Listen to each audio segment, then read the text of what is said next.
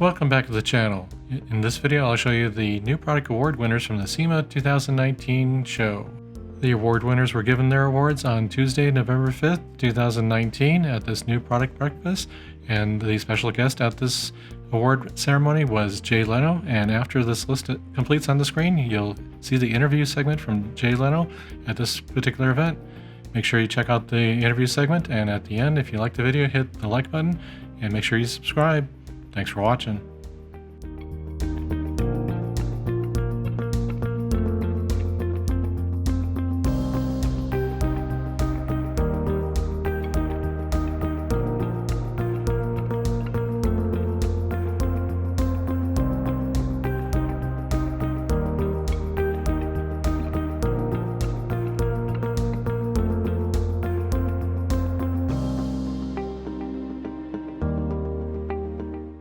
Please join me in welcoming our very special guests, Ken Gross and Jay Leno.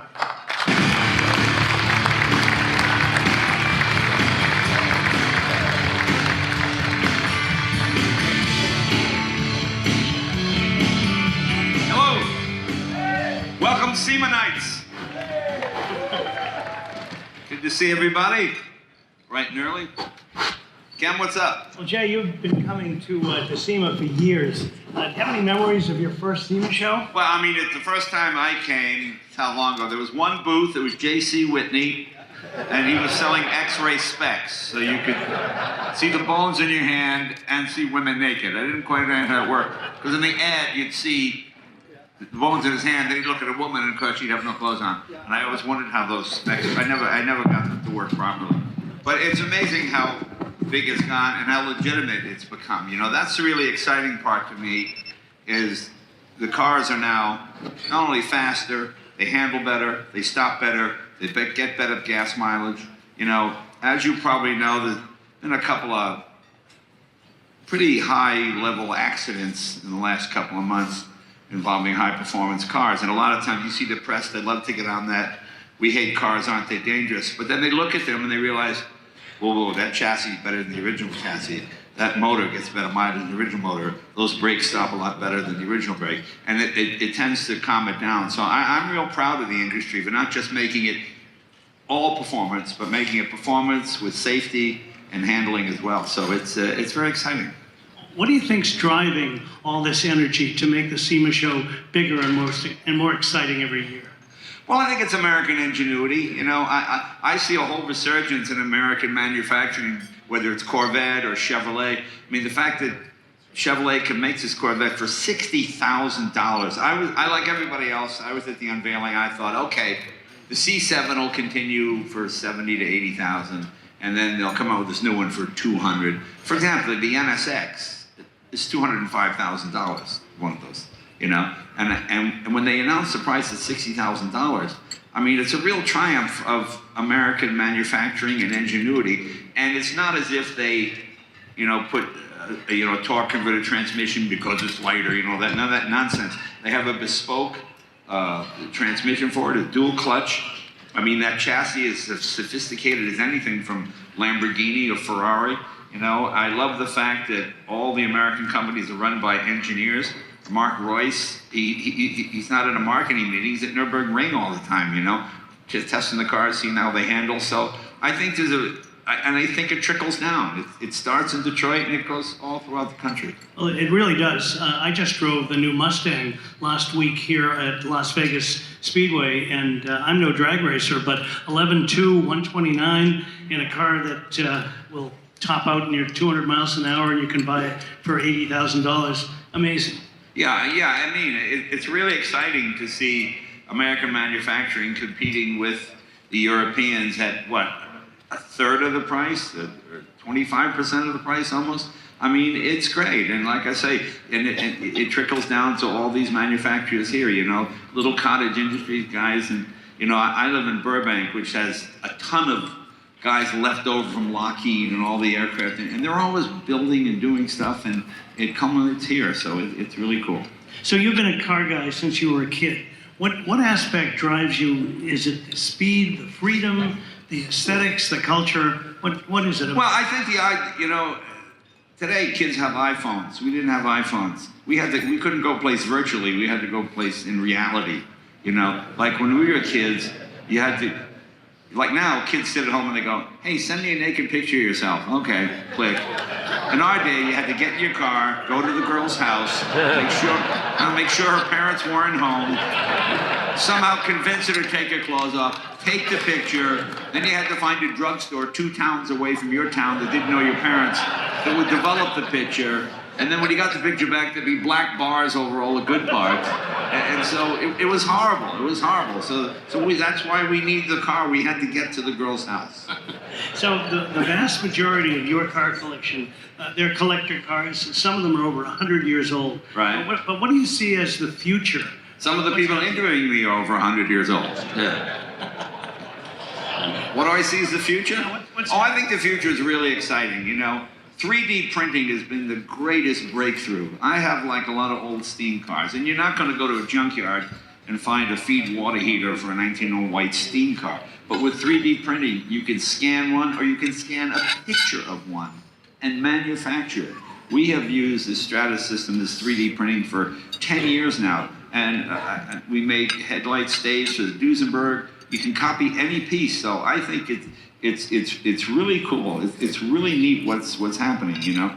Well, I don't think you see yourself as a hot rodder, but I've been with you with your Doble steam car that's got disc brakes that have been retrofitted. I mean, Right. you do modify some of your cars to make them safer, make them stop. Well, yeah, you have to modify it, not to stop better, just to stop at all, you know. I mean, you can only use accident avoidance technology so much. Hey, you know, you can't do that. You know, we just finished I have a 1910 Mercedes chassis with a 1914 Benz Aero engine in it. This car ran at Brooklands in 21, and it lapped at 113 miles an hour. It's double chain drive to the rear wheels.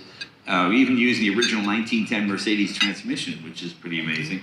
But it didn't stop. So I found an axle from a 29 Lincoln, and we put that on the front, and we put disc brakes hidden in fake drums. I've got the real axle. I can go back at any time. But now I can actually drive the car on the street, and that's the fun part. Sounds like a hot rodder to me. Yeah, a bit of a hot rod. Tell us about this Bronco that people are going to see later. Well, I can't tell you about it. We're unveiling it at 10:30. It's sort of a secret. And we're not even sure it's a Bronco. Okay, that's good at keeping that secret. But no, it's oh no, you're not going to believe. This is really good. Come to the Ford booth at 10:30. This is really something pretty cool. Pretty cool. So you've had tremendous success in your career with the Tonight Show, and now you've got Jay Leno's Garage. You've got a new line of products. Tell us a little about that. Well, these are, you know, the correct way to do the product thing is you go to a company and they give you a huge check and you hold up the product and then you go spend the money.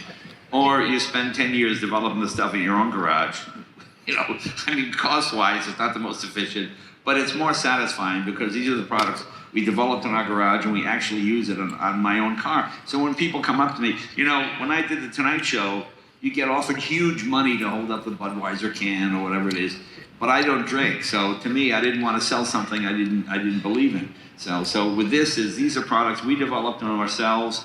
Went to chemists, you know, found the best products, you know, that we could develop, and we put it out there, and people seem to like it. It's been out for a couple of years now, and it's doing quite well. It's doing it's doing well. The repeat business we get is good, so I'm proud of that. So last question. All right. This room is filled with companies who are pushing boundaries and putting a lot on the line to bring new products to market. Mm-hmm. What words of wisdom can you share as we send them off to begin the 2019? Oh, I don't know what words of wisdom. I mean, to me, I'm just proud to see American manufacturing at the forefront. I would say probably 90% of the suppliers here today, it's American-made stuff built here in America. I mean, I just like that. I like that feeling, you know. I like seeing that little flag on there. And I think, you know, I'm not really a computer guy or a stock and bond guy. You know, whether you like Henry Ford or not, he built a product, and that product then needed somebody to make tires, and then they needed somebody to develop oil, and then they needed somebody to make all the other assorted parts and the stampings for steel, and one leads to another, and that's how you build a country, that's how you build an industry. The idea of just pressing keyboards and shifting paper around different countries, I mean, it seems like a false narrative. It doesn't seem like it gets you anywhere, you know? The nice thing, I mean, everybody here, every industry here supports the industry at the next table. The tire guy supports the wheel guy, supports the lug nut guy, supports, you know, and it's great to see it's all interconnected and that everybody gets, and of course with social media and all the stuff now, you can find out right away what products are good and what's bad. You know, the auto industry is kind of like the restaurant industry in the sense that if there's not an A in the window, nobody goes there anymore. They don't. I mean, car magazines were more fun when we were kids because there were cars that were just terrible. You know, just awful cars. And the magazines had a field day talking about what a piece of crap this thing was. Now, everything is very good. You know, exhaust systems don't rot out anymore. You know, my dad used to go to Midas Muffler every 2 years with, he had a guarantee that looked like the Magna Carta. It was so old. He got that lifetime guarantee, you know. He'd go in there with a, you know, with a 12-year-old car and get the new muffler, you know. But those things don't happen anymore because the products are so good. The quality is so high. And that's what's really exciting to see. It's just, I think it's a resurgence of American manufacturing. I think we're living in a golden age of horsepower now. I mean, whatever you thought the 60s were, 425 horsepower. Ooh. Well, I mean, you got cars now. The new Mustang, 760 horsepower. I mean, you've got the Challengers, 800 horsepower. I mean, it's pretty amazing, and with double the mileage. So it's an exciting time. So we're the only thing that's keeping these folk from starting the SEMA Show. Okay. Probably should let them go. Oh, sorry about that. Hey, thanks, everybody. See you out there. Bye, Americans.